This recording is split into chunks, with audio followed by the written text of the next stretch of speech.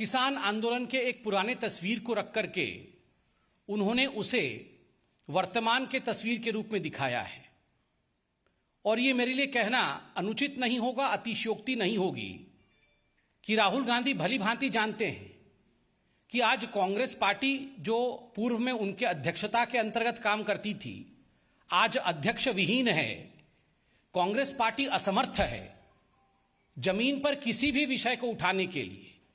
और इसी कारण से कभी सोनिया जी वर्चुअल मीटिंग करती है सभी पार्टियों के साथ, तो कभी राहुल गांधी भ्रम की राजनीति के माध्यम से, झूठे फोटो के माध्यम से राजनीति करने का प्रयास करते हैं।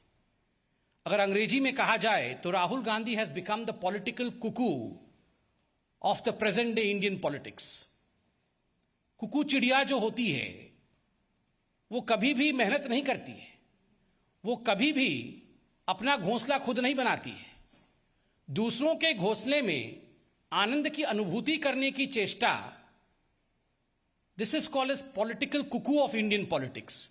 कहीं ना कहीं अपने संगठन को आगे नहीं बढ़ाना, अपने संगठन को अध्यक्ष विहीन रखना, अपने परिश्रम नहीं करना और दूसरों के कंधे पर बंदूक रख के चलाने का प्रयास करना, यह राहुल गांधी जी का आदत बन चुका है। तो of course he has renegaded himself as the political cuckoo of Indian politics. He does not want to work hard. He wants to play politics at the cost of others. He wants to benefit at the cost of others. यही वो राहुल गांधी है जिन्होंने भारत के vaccine नीति के ऊपर और corona के समय मोदी जी के अथक परिश्रम के ऊपर बहुत हमला किया था। आज हम राहुल गांधी जी से पूछना चाहते हैं, राहुल गांधी जी, आज आपने माननीय प्रधानमंत्री श्री नरेंद्र मोदी जी का वैक्सीन संवाद भी सुना होगा। किस प्रकार से विश्व का सबसे फास्टेस्ट और सबसे बड़े वैक्सीनेशन ड्राइव के रूप में भारत की वैक्सीनेशन चल रही है, वो आप सब ने देखा है।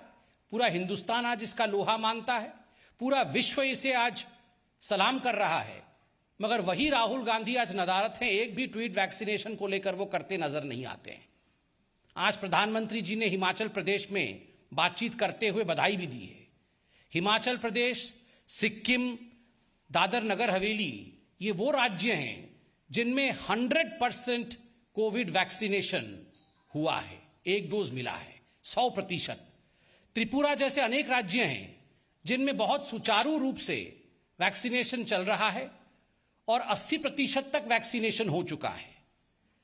बंधुगण, आज तक लगभग 68.75 करोड़ जनता को वैक्सीनेशन का एक डोज जरूर लग चुका है।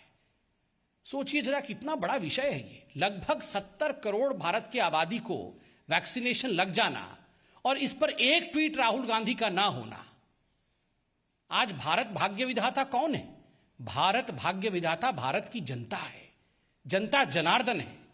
उनके लिए एक सच्चे सेवक के नाते प्रधानमंत्री नरेंद्र मोदी दिन रात परिश्रम करके ये जो वैक्सीनेशन ड्राइव बढ़ा रहे हैं, प्रतिदिन औसतन 85 लाख वैक्सीनेशन हो रहा है। ऐसे 2 दिन रहे हैं जहां 1 करोड़ से अधिक वैक्सीनेशन हुआ है। उसके बावजूद ये जो लोग भ्रम फैलाते थे झूठे तस्वीर के माध्यम से, वो लोग चुप हैं। ये वही राहुल गांधी हैं जिनका चंद दिन पहले एक ट्वीट कंट्रोवर्सी में आया था, जब एक पीड़िता के फोटो को लेकर, पीड़िता के परिवार को फोटो को लेकर उन्होंने फोटो ट्वीट किया था। बाद में ट्विटर ने, फेसबुक ने उस फोटो को डिलीट किया। तो कहीं ना कहीं राहुल गांधी हमेशा भ्रम की राजनीति करते हैं और फंसते नजर आते हैं।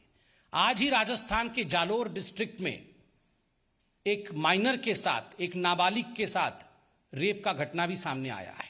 जघन्य अपराध है। किंतु पूरे हिंदुस्तान में भ्रम की राजनीति करना और अपने राज्यों के विषय में चुप रहना, यही राहुल गांधी जी की खूबी है, यही उनका रवैया रहा है।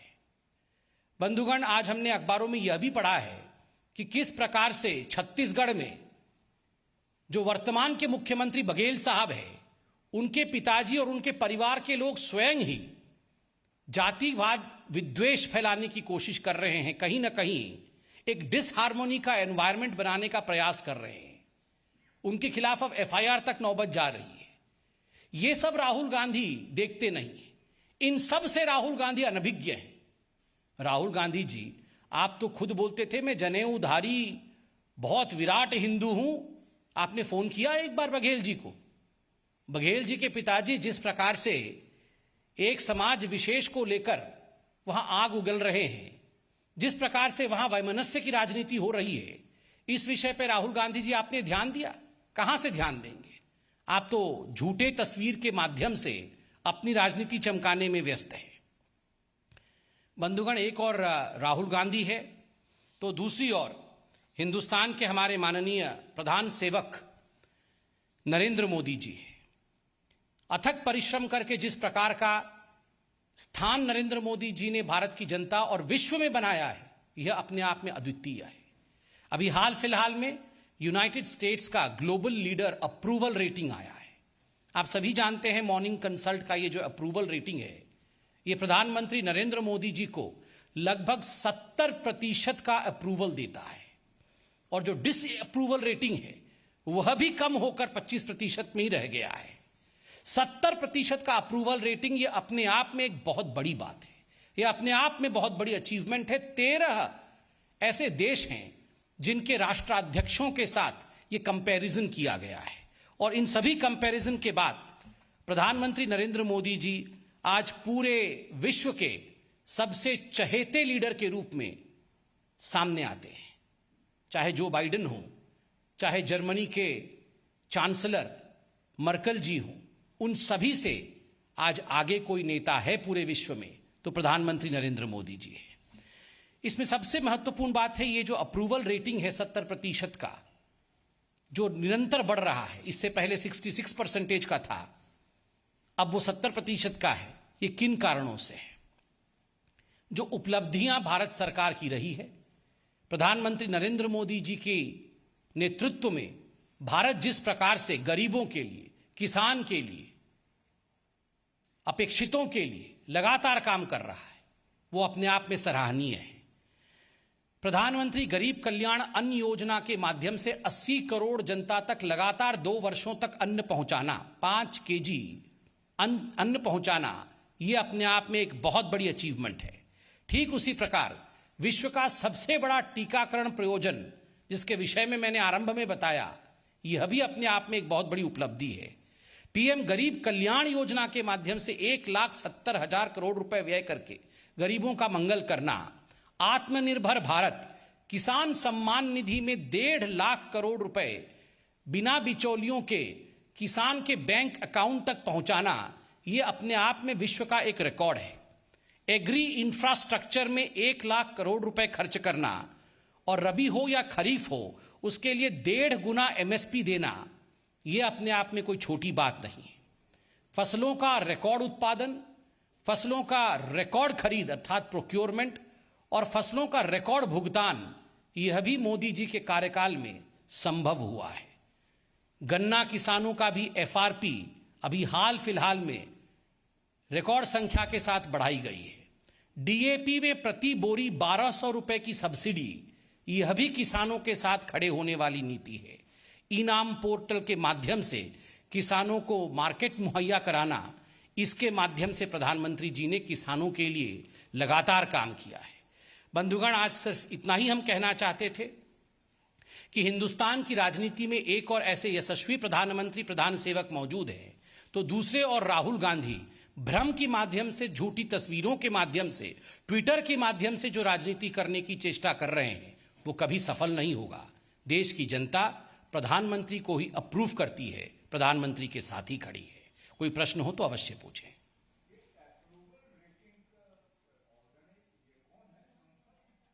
ये मॉर्निंग कंसल्ट है, US based company, morning consult.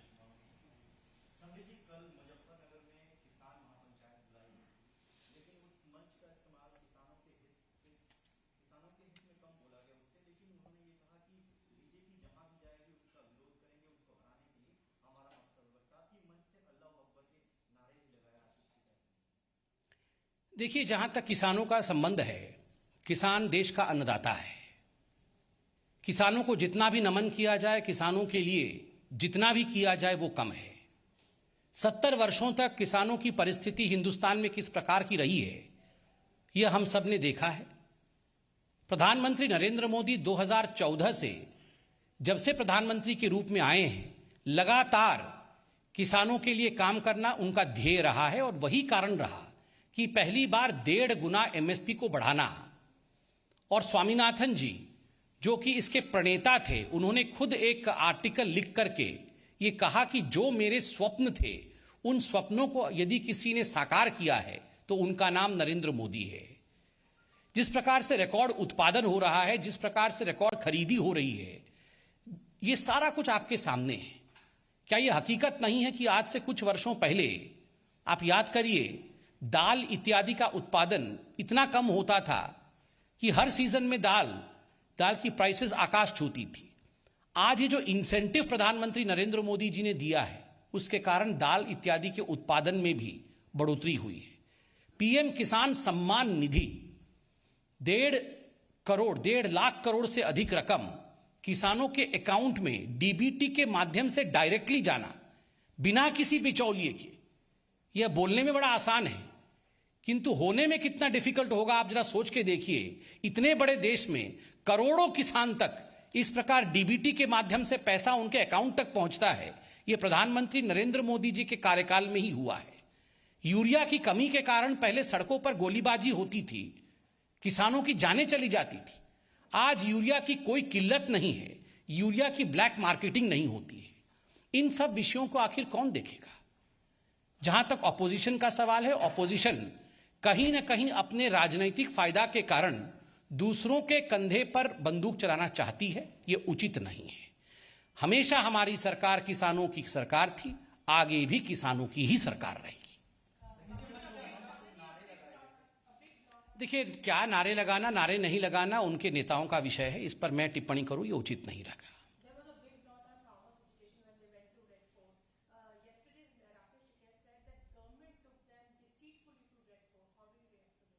See, as far as whatever happened in the Red Fort last time by certain anarchists are concerned, we are of the firm belief that such incidences are deplorable. They play with the democracy of country and should never be repeated. In fact, cases are going on, courts are hearing these cases, and we are of the opinion that soon law will prevail. As far as Bharatiya Janata Party is concerned, we are of the belief that, well, yes, जहां तक लोकतंत्र का सवाल है, लोकतंत्र में protests हो सकते हैं, किंतु लोकतंत्र में अनार्की, अराजकता के लिए स्थान नहीं है। We can have protests in democracy, but we cannot have anarchy in democracy.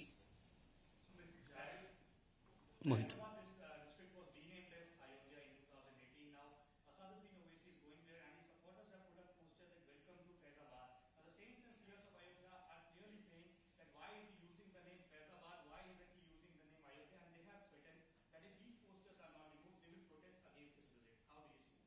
See, as far as Asauddin Owaisi is concerned, Asauddin Owaisi has his own agenda, and his agenda is a divisive one.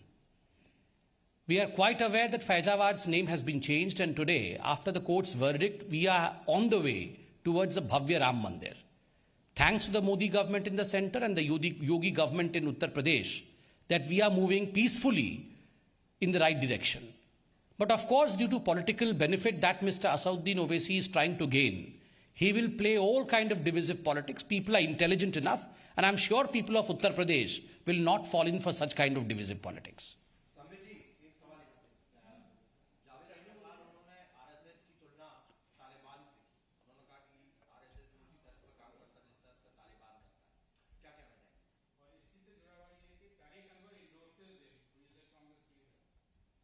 देखिए, वैसे तो मुझे लगता है इन विषयों पे comment करना उचित नहीं रहेगा। इतना गंभीरता के साथ इन विषयों को जनता देख रही है, जनता इसका निर्णय और मूल्यांकन करेगी। मगर मुझे आश्चर्य लगता है कि इस प्रकार के जो कलाकार हैं, ये एक तरफ तो कहते रहते हैं कि हिंदुस्तान में एक ऐसा डर का माहौल है कि यहां पर माइनॉरिटीज चैन से सांस नहीं ले पा रहे हैं, और वहीं पर वो चाहते हैं कि बाहर देशों से माइनॉरिटीज हिंदुस्तान में आएं और यहां पे उनको शरण दिया जाए। ये दोनों चीजें कैसे हो सकती है? अगर डर का माहौल है, अगर यहां सरकार ने, यहां बीजेपी की सरकार ने, यहां आरएसएस ने ऐसा माहौल बनाया हुआ है कि कोई भी चैन का सांस नहीं ले सकता है, तो ये आप बाहर से आप माइनॉरिटीज को और रेफ्यूजीज को यहां पर क्यों बुलाना चाहते हैं? आप क्या उनका मंगल नहीं चाहते हैं? और दूसरी बात है, देखिए, ये खुद इनके वक्तव्य इस प्रकार के हैं। सुबह उठते ही ये वक्तव्य शुरू करते हैं मोदी जी के खिलाफ, बीजेपी के खिलाफ, संघ के खिलाफ, सरकार के खिलाफ, और हर दिन अनर्गल बोलते हैं और हम सुनते हैं और डेमोक्रेटिकली जवाब देते हैं। तो कौन सा माहौल खराब है? कोई माहौल खराब नहीं है। कहीं ना कहीं ये इनकी आदत पड़ गई थी, कांग्रेस के राज के समय इनकी आदत पड़ गई थी, जिस प्रकार का सरकार उस समय था। अब की सरकार में सबका साथ, सबका विकास, यही ध्येय है, यही उद्देश्य है। इस पर बहुत अधिक कमेंट करना उचित नहीं होगा, जनता सब समझती है।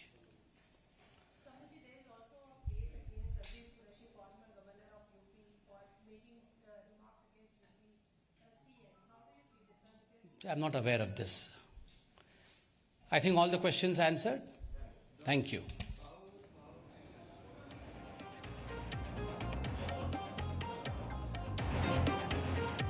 राहुल अब वैक्सीनेशन पर ट्वीट नहीं करते। बीजेपी प्रवक्ता समित पात्रा को आप सुन रहे थे, जिन्होंने कहा वैक्सीनेशन अभियान पर राहुल का ट्वीट अब क्यों नहीं आया है। वैक्सीनेशन पर जमकर भ्रम की राजनीति करी है। कांग्रेस ने राहुल गांधी पर जमकर निशाना साधते हुए कहा कि दूसरे के कंधे पर बंदूक रखकर राजनीति करते हैं राहुल गांधी। कांग्रेस किसी भी मुद्दे को उठाने में असमर्थ है, अध्यक्षहीन है। राहुल गांधी भ्रम की राजनीति करते हैं, इस तरह के तमाम आरोप लगाए गए। और ये वो फोटो आप देख रहे हैं अपने टीवी स्क्रीन पर, जो राहुल गांधी ने ट्वीट की, और इस पर कहा गया कि राहुल ने आखिर ये पुरानी तस्वीर को ट्वीट क्यों किया। इसी पर हमारे सहयोगी रविंद्र कुमार हमारे साथ जुड़ गए हैं। रविंद्र, जो तमाम जिन बातों का जिक्र हुआ इस प्रेस कॉन्फ्रेंस में समित पात्रा द्वारा, एक एक करके अगर उन पर हम चर्चा करें, बात रखें, तो पुरानी तस्वीर को ट्वीट करते हैं, फिर बीजेपी की तरफ से कहा जाता है कि आखिर क्यों भ्रम की राजनीति की जा रही है। ये वही राहुल गांधी है जो लगातार कहते थे कि वैक्सीन को लेकर हमारा देश बहुत पीछे है, लेकिन आज दिख रहा है कि विश्व में भारत ही नंबर 1 पर है, जिसमें सबसे ज्यादा वैक्सीनेशन हुआ है। बिल्कुल, आप देखिए कि राहुल गांधी के बारे में जिस तरह से चाहे बीजेपी हो या फिर मोदी सरकार के मंत्री हो, ये आज से नहीं, आपने 2019 का भी याद होगा, राफेल को लेकर किस तरह से भ्रम की स्थिति पैदा किए थे। वैक्सीन को लेकर जब पूरी दुनिया पीड़ित थी और भारत इस पर एक पहल कर रही थी वैक्सीन को लेकर, दवाइयों को लेकर, उसमें राहुल गांधी ने ट्वीट करके बयान देकर इस पर ऐसा भ्रम फैलाया कि पहले फेज में अगर देखा जाए तो लोग वैक्सीन से दूर भाग रहे थे। उसके बाद प्रधानमंत्री ने खुद वैक्सीन लगवाया, उसके बावजूद तरह तरह का अफवाहें फैलाई गई और आज विश्व में सबसे ज्यादा, आप देखिए कि अगस्त में इतने वैक्सीन लगे हैं भारत में जितने पूरे G7 कंट्री के लोगों ने नहीं लग पाया है। तो वैक्सीन को लेकर जो गलतफहमियां थी मोदी सरकार दूर कर रही है, उसे फैलाने का काम अगर कोई कर रहा है बीजेपी की नजर में तो वो राहुल गांधी है, कांग्रेस पार्टी है। उसी तरह से किसानों को लेकर है, सरकार का कहना है या बीजेपी का कहना है कि किसान निधि में हमने 1.5 लाख करोड़ से ज्यादा किसानों के खाते में पैसा भेजा है, डायरेक्टली पैसा भेजा है। लेकिन राहुल गांधी और कांग्रेस आरोप लगाते हैं कि किसान मर रहे हैं, किसान की हालत बहुत खराब है। और अब देखिए कि जिस तरह से उन्होंने फोटो ट्वीट किया, आपने याद होगा कि जो फोटो ट्वीट नहीं करना चाहिए था, जो दिल्ली में एक महिला के साथ जो हुआ था, एक बच्ची के साथ जो हुआ था, उसके माता पिता की जो तस्वीर की उन्होंने की थी, उसको लेकर ट्विटर ने भी उनके प्रति संज्ञान लिया था और काफी उनकी खिंचालेदर भी हुई थी। और आज ऐसे तस्वीर उन्होंने ट्वीट किया है जो पुरानी तस्वीर है, ऐसा संबित पात्रा और बीजेपी का कहना। तो जाहिर सी बात है, किसानों को लेकर भ्रम फैला रहे हैं, वैक्सीन को लेकर भ्रम फैला रहे हैं, सेना को लेकर भ्रम फैला रहे हैं और देश के जो दुश्मन है उसको लेकर भी भ्रम फैला रहे हैं राहुल गांधी। ये बीजेपी का आरोप रहा है। जी बिल्कुल रविंद्र, और देखिए इस प्रेस कॉन्फ्रेंस की अगर मुख्य बातें देखिए, किसानों को लेकर भी जिक्र किया है समित पात्रा ने। और बीते दिन अगर हम देखें, वो खबर हमने लगातार दिखाई मुजफ्फरनगर में जिस तरह से पूरी महापंचायत हो रही थी, उसमें भी एक ये पक्ष आया था सरकार की तरफ से कि ये किसानों का प्रदर्शन नहीं है, यहाँ पर मुद्दा गायब हो गया है, यहाँ पर अब अलग तरह की राजनीति हो रही है। बिल्कुल, आप देखिए कि पश्चिम बंगाल में, असम में जब विधानसभा चुनाव होते हैं तो यही किसान नेता जो आज मोर्चा संभाले हुए ये असम चले जाते हैं, बंगाल चले जाते हैं और वहां पर सार्वजनिक तौर पर ऐलान करते हैं कि बीजेपी को हराना ही उनका मकसद है। आज भी मुजफ्फरनगर हो या करनाल हो या दूसरे जगह पर जब इस तरह के किसान महापंचायत करते हैं, उनका मकसद सिर्फ है यही है और वो इसका कभी ऐलान भी करते हैं कि बीजेपी को हराना है, क्योंकि बीजेपी और नरेंद्र मोदी सरकार किसान विरोधी है। तो मकसद किसान नहीं रह गया है, शायद उनका मकसद है कि बीजेपी को हराना है और जहां जहां विधानसभा चुनाव हो रहे हैं वहां पर वही किसान नेताओं का जो एक समूह है वो लोग जाकर उस तरह की रैलियां करते हैं। भीड़ के बारे में हो सकता है कि कोई कहे कि बहुत ज्यादा भीड़ है, कोई कहे कि कम भीड़ है, लेकिन मकसद सिर्फ है कि बीजेपी को हराना। ऐसा बीजेपी के नेताओं को भी कहना है, ऐसा सरकार के मंत्रियों को कहना है कि किसान पंचायत के जरिए सिर्फ और सिर्फ सियासत कर रहा है किसान नेता लोग। Presenting B News app available on Google Play and App Store. Download it now.